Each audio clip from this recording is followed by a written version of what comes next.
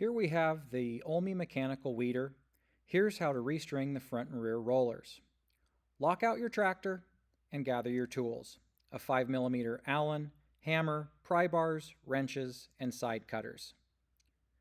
To let the front cage turn freely, loosen all the Allen screws and pull out both retaining pins. The front roller takes 30 strands, 30 feet long, 3mm, and the rear takes 12 strands, 4 feet long, 6mm. You can buy these pre-cut bundles from your dealer. Double over 2 strands per channel. Take the 4 cut ends and push them through the narrow part of the cage, through the center roller, out the opposite side of the cage, pulling it halfway through. Repeat until you've filled all 15 channels. Once it's fully loaded, gently tighten the Allen set screws and wind it up using one pry bar to hold it still and the other to roll it up counterclockwise. After a few turns, snug up all the lines before continuing to roll up the cord. Line up the zerks with the indentation and tap both pins into place.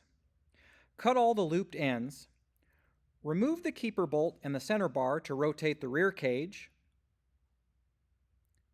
Thread 3 strands of the large cord through each hole in the center shaft, pulling halfway through. Replace the center bar and twist into place to secure the cords, using a pry bar to wind in the cord counterclockwise until it fits inside the hood.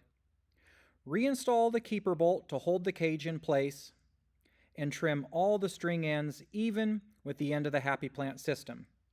Thank you for watching our video on how to restring an Olmi Mechanical Weeder.